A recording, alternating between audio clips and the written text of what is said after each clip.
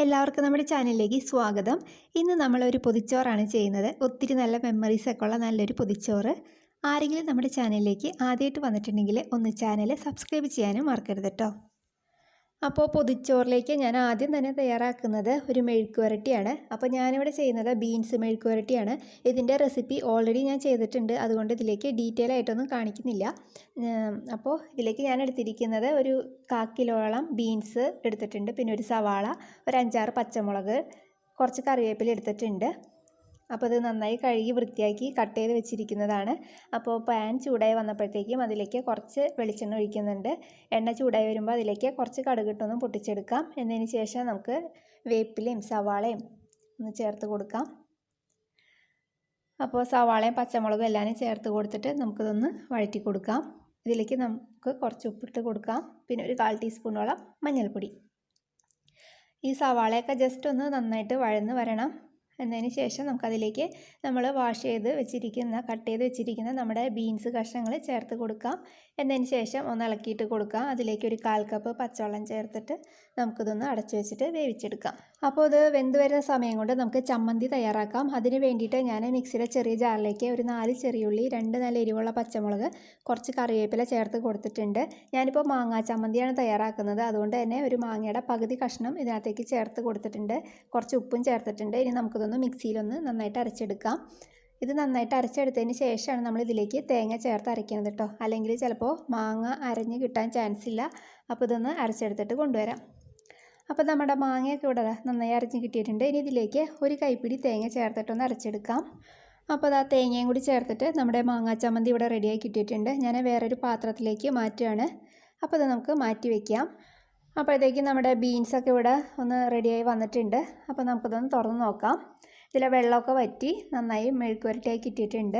ഇനിയിപ്പോൾ നമുക്ക് ഇതും ഫ്ലെയിം ഓഫ് ചെയ്തതിന് ശേഷം വേറൊരു പാത്രത്തിലേക്ക് മാറ്റി വയ്ക്കാം. ഇനിയിപ്പോൾ നമുക്ക് വാഴയില ഒന്ന് വാട്ടിയെടുക്കാം. ഞാനിപ്പോൾ 2 തൂശനിലയാണ് ഇവിടെ എടുത്തിരിക്കുന്നത്. അപ്പോൾ 2 പൊതിച്ചോറാണ് ഞാൻ തയ്യാറാക്കുന്നത് കേട്ടോ. അപ്പോൾ അതിന് വേണ്ടിയിട്ട് സ്റ്റവ് ഓൺ ആക്കിയിട്ട് അതായത് ഇതേപോലെ ഒന്ന് വാഴയില ഒന്ന് വാട്ടിയെടുക്കുന്നുണ്ട്. അപ്പുറത്തേക്കും ഇപ്പുറത്തേക്കൊക്കെ ഒന്ന് തിരിച്ചിട്ട് കൊടുത്തിട്ട് നമുക്കൊന്ന് വാട്ടിയെടുക്കാം. അപ്പോൾ അതാ രണ്ടും ഞാൻ വാട്ടിയെടുത്തിട്ടുണ്ട്. ഇനിയിപ്പോൾ നമുക്ക് പെട്ടെന്ന് തന്നെ മുട്ട പൊരിച്ചെടുക്കാം.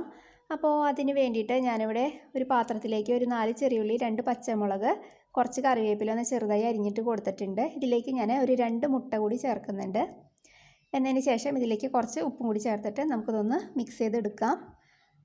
ഇനി ഇതിലേക്ക് ഒരു 1/4 കപ്പോളം പച്ചവെള്ളം ചേർക്കുന്നുണ്ട്. നമ്മുടെ മുട്ട വറുക്കുമ്പോൾ നല്ല സോഫ്റ്റായിട്ട് കിട്ടാൻ വേണ്ടിയിട്ടാണ് ഇതേപോലെ പച്ചവെള്ളം ചേർക്കുന്നത് കേട്ടോ. അപ്പോൾ അത് കൂട്ടി വെച്ചിട്ടുണ്ട്. ഇനിയിപ്പോൾ നമുക്ക് മുട്ട പൊരിച്ചെടുക്കാം. അതിന് വേണ്ടി സ്റ്റവ് ഓണാക്കി ഞാനൊരു പാൻ വെച്ച് കൊടുത്തിട്ടുണ്ട്. ചൂടായി വന്നപ്പോഴത്തേക്കും കുറച്ച് വെളിച്ചെണ്ണ ഒഴിച്ചിട്ടുണ്ട്. അതൊന്ന് ചൂടായി വരുമ്പോഴത്തേക്കും നമുക്ക് മുട്ട ഒന്ന് പൊരിച്ചെടുക്കാം. അപ്പോൾ ഒരു സൈഡ് ഇതേപോലെ ഒന്ന് ആയിട്ടുണ്ടെങ്കിൽ നമുക്കൊന്ന് തിരിച്ചിട്ട് കൊടുക്കാം. അപ്പോൾ 2 വശവും റെഡിയായി കഴിഞ്ഞിട്ടുണ്ടെങ്കിൽ നമുക്കിത് വേറൊരു പാത്രത്തിലേക്ക് മാറ്റാം. അപ്പോൾ നമ്മുടെ മുട്ട ഓംലേറ്റും ഇവിടെ റെഡി ആയിട്ടുണ്ട്. ഇനിയിപ്പോൾ നമുക്ക് വാഴയിലയിൽ നമ്മുടെ പൊതിച്ചോറ് റെഡിയാക്കാം. അപ്പോൾ അതിന് വേണ്ടിയിട്ട് ഞാനൊരു പേപ്പർ ആദ്യം വെച്ച് കൊടുത്തിട്ട് അതിൻ്റെ മേലേക്കാണ് നമ്മുടെ വാഴയില വെച്ചേക്കുന്നത്.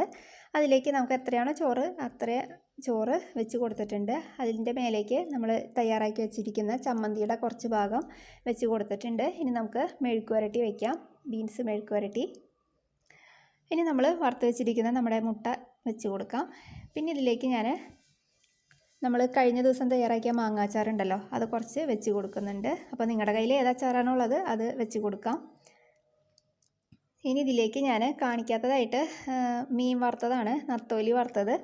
അത് ഞാൻ നേരത്തെ വറുത്ത് വെച്ചിരുന്നതാണ്. അപ്പോൾ അത് പിന്നെ എല്ലാവർക്കും അറിയാവുന്നതല്ലേ, പിന്നെ പ്രത്യേകിച്ച് കാണിക്കണ്ടല്ലോ, അതുകൊണ്ട് ഞാൻ അതും വെച്ച് കൊടുത്തിട്ടുണ്ട്. ഇനിയിപ്പോൾ നമുക്കിത് നന്നായിട്ടൊന്ന് ഫോൾഡ് ചെയ്തെടുക്കാം. അപ്പോൾ നമ്മുടെ 2 പൊതിച്ചോറും ഇവിടെ റെഡി ആയിട്ടുണ്ട്. ഇനിയിപ്പോൾ ഉണ്ണണ സമയമാകുമ്പോൾ നമുക്കിതൊന്ന് തുറന്ന് നോക്കാം. അപ്പോൾ ഇവിടെ ഉണ്ണാൻ സമയമായിട്ടുണ്ട്. ഇനിയിപ്പോൾ നമ്മൾ രാവിലെ തയ്യാറാക്കി വെച്ച നമ്മുടെ പൊതിച്ചോറൊന്ന് തുറന്ന് നോക്കാം. അപ്പോൾ നമ്മളിങ്ങനെ തുറക്കുമ്പോൾ തന്നെ നല്ലൊരു ഫ്ലേവറാണ് വരുന്നത്. നമ്മൾ ആ വാട്ടിയ വാഴയിലയിൽ ചൂട് ചോറും അച്ചാറും മുട്ട പൊരിച്ചതും എല്ലാത്തിൻ്റെയും കൂടി ചേർന്നിട്ട് നല്ലൊരു ഫ്ലേവറാണ് കേട്ടോ. അപ്പോൾ അതാ നമ്മുടെ അടിപൊളി പൊതിച്ചോറ് ഇവിടെ റെഡിയായി കഴിഞ്ഞു. ഇനിയിപ്പോൾ നമുക്കിത് കഴിക്കേണ്ട താമസമേ ഉള്ളൂ. അപ്പോൾ നിങ്ങളിത് എന്തായാലും ഒന്ന് ഉണ്ടാക്കി നോക്കണം കേട്ടോ. ഒരു തവണയെങ്കിലും ഒന്ന് ഉണ്ടാക്കി നോക്കുക വാഴയിലൊക്കെ മേടിച്ചിട്ട്. അപ്പോൾ കുട്ടികൾ വീട്ടിലുള്ള ദിവസം ഉണ്ടാക്കണം കേട്ടോ. അപ്പോൾ അവർക്കും കൊടുക്കാമല്ലോ, അവർക്കും ഇഷ്ടപ്പെടും ഇങ്ങനെയൊക്കെ കൊടുക്കുമ്പോൾ. അപ്പോൾ നമുക്ക് നല്ലൊരു വീഡിയോ ആയിട്ട് അടുത്ത ദിവസം കാണാം. താങ്ക്